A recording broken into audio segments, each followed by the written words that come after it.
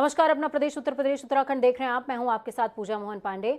खबरों की शुरुआत करते हुए सबसे पहले आपको बता दें, उपराष्ट्रपति वेंकैया नायडू यूपी के 3 दिवसीय दौरे पर गुरुवार शाम लखनऊ पहुंच गए। लखनऊ एयरपोर्ट पर राज्यपाल आनंदीबेन पटेल और मुख्यमंत्री योगी आदित्यनाथ ने उनका स्वागत किया। राज्यपाल ने उनके सम्मान में राजभवन में रात्रि भोज का आयोजन किया था, जिसमें योगी कैबिनेट के तमाम मंत्रियों को भी आमंत्रित किया गया। ये रात्रि भोज उपराष्ट्रपति के सम्मान में रखा गया।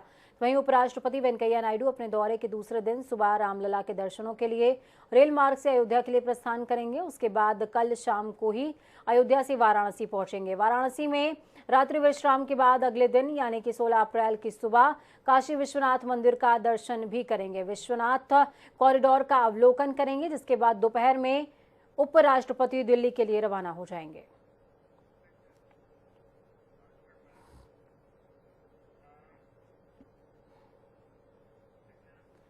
मुख्यमंत्री योगी आदित्यनाथ ने बाबा साहेब डॉक्टर भीमराव अंबेडकर की 131वीं जयंती पर उनको नमन किया है। मुख्यमंत्री योगी आदित्यनाथ ने लखनऊ के हजरतगंज में डॉक्टर अंबेडकर प्रतिमा पर माल्यार्पण और पुष्पार्पित किए। इसके साथ ही डिप्टी सीएम ब्रजेश पाठक के साथ कैबिनेट मंत्री स्वतंत्र देव सिंह, राज्य मंत्री स्वतंत्र प्रभार असीम अरुण, पूर्व मंत्री डॉक्टर महेंद्र सिंह, पूर्व राज्यसभा सदस्य जुगल किशोर और लखनऊ की महापौर संयुक्ता भाटिया भी मौजूद रही थी। मुख्यमंत्री योगी आदित्यनाथ ने इस अवसर पर कहा कि बाबा साहेब डॉक्टर भीमराव अंबेडकर ने सामाजिक असमानता को दूर करने और वंचित वर्गों को सामाजिक न्याय दिलाने के उद्देश्य से भारत के संविधान में अनेक प्रावधान किए हैं। अगर जीवन में आगे बढ़ना है तो चुनौतियों से भागना नहीं, बल्कि उसका सामना करने से ही हम उस समस्या का समाधान का रास्ता भी निकाल पाएंगे। याद करिए, आज तो काफी परिवर्तन हुआ है। समाज, पूरी व्यवस्था, सरकारें सब आपके साथ में खड़ी होती हैं, लेकिन एक समय वह कालखंड कैसा रहा होगा जब बाबा साहब भीमराव अंबेडकर का जन्म हुआ होगा। उस समय छुआछूत और अस्पृश्यता की भावना, स्कूल में भी इस प्रकार की भावनाएं थी, प्रवेश में इस प्रकार की भावनाएं थी, जीवन के प्रत्येक क्षेत्र में आगे बढ़ने के लिए एक भावना थी। लेकिन उन्होंने पलायन का नहीं, बल्कि जीवन में स्वयं से संघर्ष करने का रास्ता अपनाया और भगवान बुद्ध के उस मार्ग को अपनाया कि अप दीपो भव के उस भाव को उन्होंने जीवन में अंगीकार करने का प्रयास। बाराबंकी में अंबेडकर जयंती के मौके पर आयोजित सामाजिक समरसता दिवस संगोष्ठी में योगी सरकार में कृषि मंत्री सूर्य प्रताप शाही पहुंचे। इस दौरान उन्होंने सरकार की अगले 5 साल की प्राथमिकताएं गिनाई। शाही ने कहा, बाबा साहेब के सपने को भारतीय जनता पार्टी ही पूरा कर रही है और समाज के सभी वर्गों को साथ लेकर चल रही है। उन्होंने कहा, भाजपा की सरकारें पीएम मोदी के नेतृत्व में दलित, शोषित और वंचित समाज के लोगों का विकास कर रही है।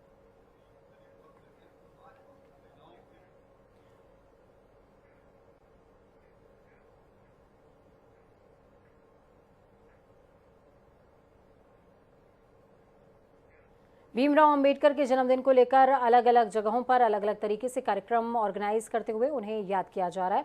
इस क्रम में गोरखपुर के सिंचाई दफ्तर के पास बिजली विभाग के इंजीनियर और कर्मचारियों की ओर से एक कार्यक्रम का आयोजन हुआ, जिसमें मुख्य अतिथि के तौर पर पहुंचे डॉक्टर संजय निषाद ने भीमराव अंबेडकर के पद चिन्हों पर चलकर लोगों को जागरूक करने का संदेश दिया। इस दौरान संजय निषाद ने कहा, हम सभी को सबका विकास, सबका विश्वास की बात करनी चाहिए। आज बिना भेदभाव के योजनाओं का लाभ लोगों को मिल रहा है। अंबेडकर जी का सपना हमें साकार करना है।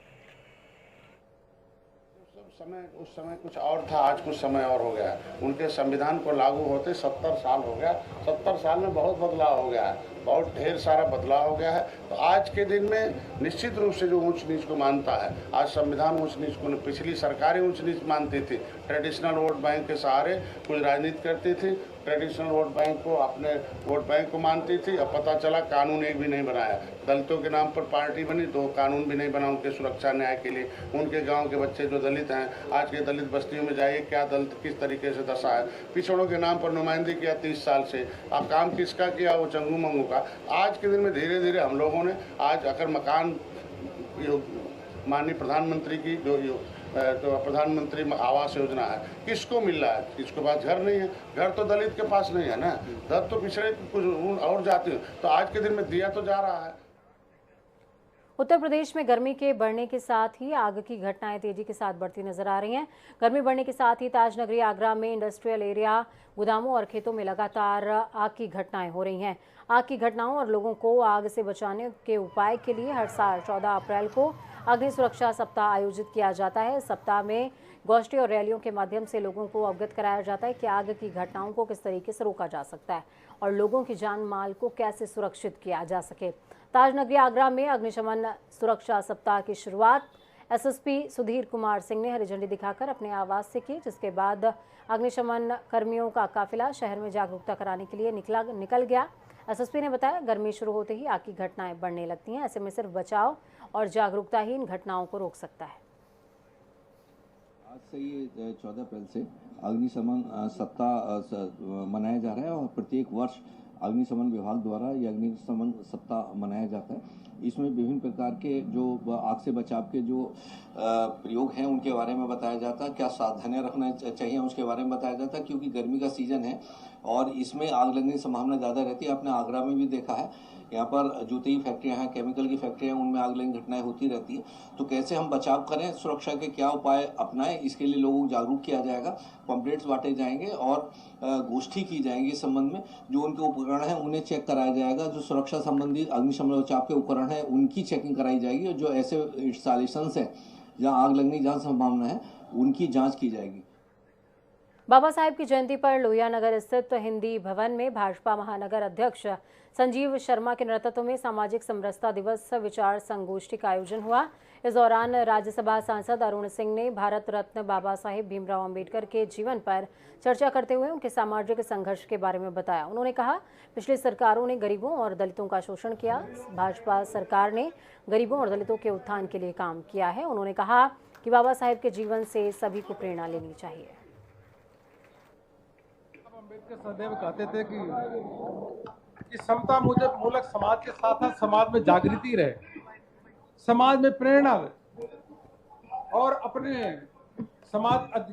अधिकारों के प्रति सदैव सचेत रहे। और बाबा साहब अम्बेडकर जी ने जो कहा, उन काम के उनकी जो कथनी है उसको लेकर के प्रधानमंत्री जी नरेंद्र मोदी जी सदैव आगे बढ़ रहे हैं और उनके सोच में कि केंद्र बिंदु में अगर कुछ है तो दलित है, शोषित है, वंचित है, सदैव उनके उत्थान के लिए काम कर। गाजियाबाद में अग्निशमन जागरूकता सप्ताह का आयोजन किया गया। इस दौरान अग्निशमन विभाग की कई गाड़ियों को गाजियाबाद एसपी सिटी की ओर से हरी झंडी दिखाई गई। इस सप्ताह के आयोजन का मकसद लोगों को आग से बचाने के लिए जागरूक करना है।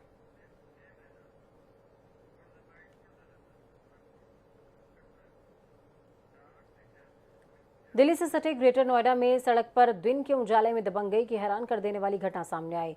यमुना एक्सप्रेसवे पर यूपी रोडवेज की बस के ओवरटेक करने पर कार चालक इस कदर नाराज हुआ कि गाड़ी से उतरकर बस के ड्राइवर पर लाठियां भांजनी शुरू कर दी।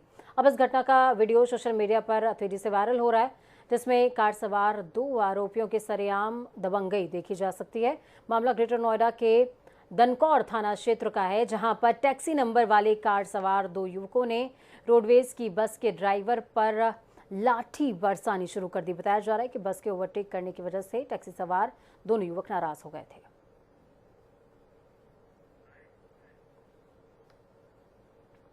नगर पुलिस के ट्विटर हैंडल से, जिसमें यमुना एक्सप्रेसवे पे रोडवेज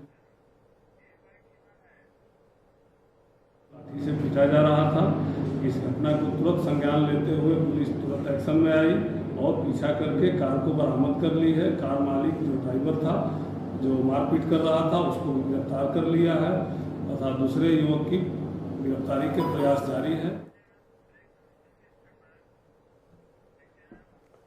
वक्त यहाँ पर छोटे से ब्रेक का। ब्रेक के उस पार खबरों का सफर लगातार जारी रहेगा। बात बुंदेलखंड के प्यास की करेंगे।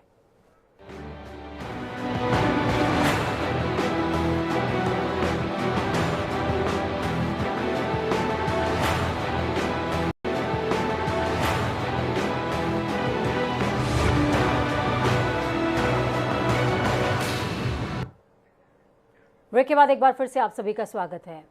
यूपी में बुंदेलखंड का महोबा जिला भीषण पेयजल संकट से जूझ रहा है। ग्रामीण बूंद बूंद पानी को तरस रहे हैं। इलाके में पानी का टैंकर जैसे ही आता है लोग उस पर टूट पड़ते हैं। टैंकर से पानी लूटने की होड़ मच जाती है। कहावत है कि बुंदेलखंड की यही कहानी, न खेत को पानी न पेट को पानी।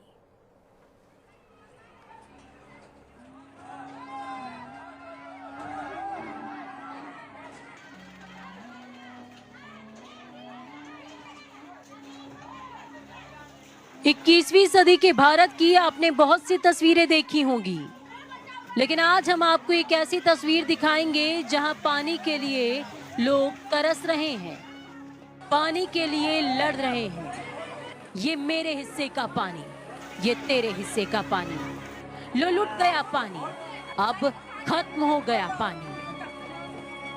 तस्वीरें बुंदेलखंड के महोबा जिले की हैं, जहां आज भी लोग भीषण पेयजल संकट से जूझ रहे हैं। पानी का कोई साधन नहीं है, पानी का टैंकर आता है तो लोग उस पर टूट पड़ते हैं। ये पानी कहीं खत्म ना हो जाए, टैंकर से पानी लूटने की होड़ मच जाती है। लोग पानी के लुटेरे बन जाते हैं, पानी के लिए एक दूसरे से लड़ जाते हैं।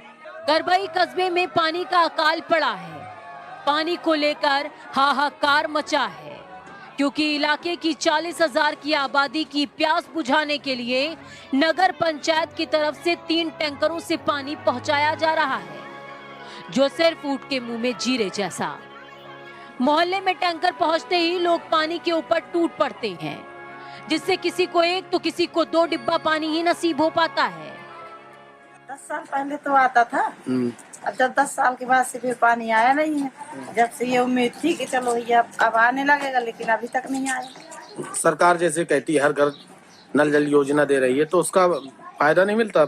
अभी कुछ नहीं किया सरकार ने। अभी तक सोचे थे कि भाजपा सरकार बन गई है तो पानी आने लगेगा, लेकिन अभी तक कुछ हुआ नहीं है। 10 साल से पानी की इतनी प्रॉब्लम है। हम लोग तो तरस रहे हैं पानी के लिए, टैंकर का इंतजार करते। टैंकर से ही चल रहा है, आज से 11-12 साल हो चुके, टैंकर से ही पानी भर रहे हैं।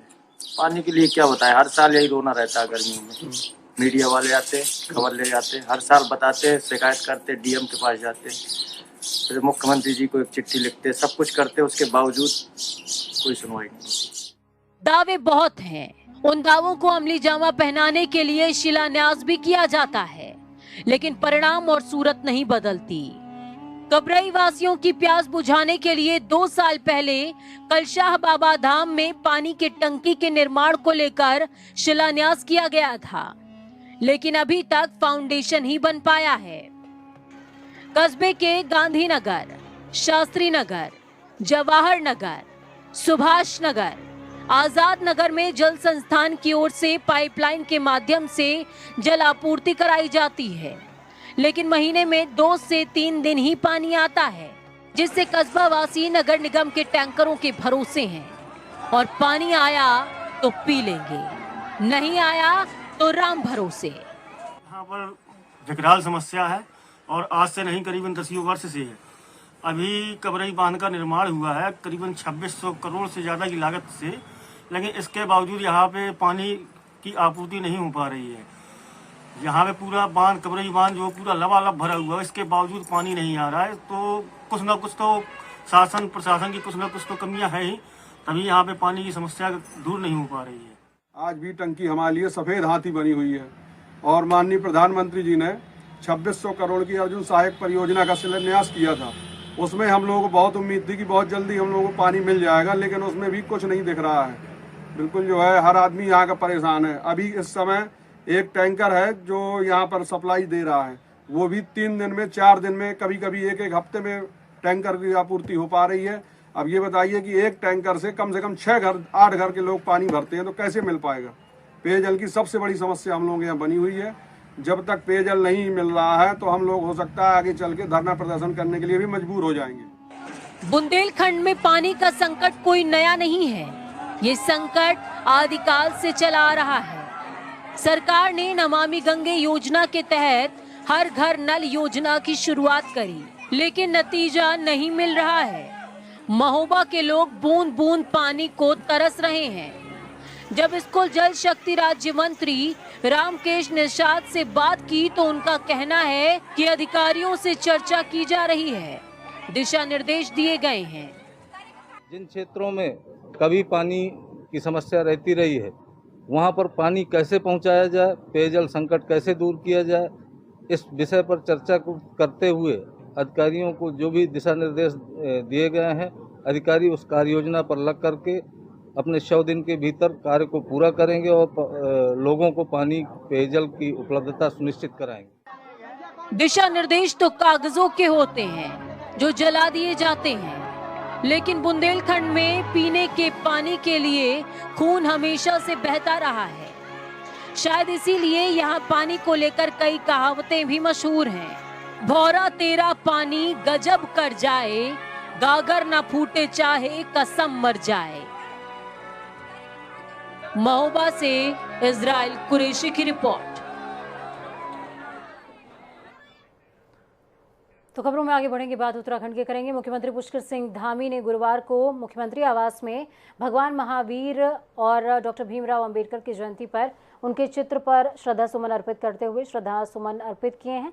श्रद्धांजलि दी है। इस दौरान मुख्यमंत्री ने कहा, अहिंसा, सत्य, अस्तेय, ब्रह्मचर्य और अपरिग्रह की शिक्षा देने वाले जैन धर्म के 24वें तीर्थंकर भगवान महावीर की ओर से की गई शिक्षा समस्त मानव समाज के कल्याण के लिए सदैव पथ प्रदर्शक का काम करती रहेगी।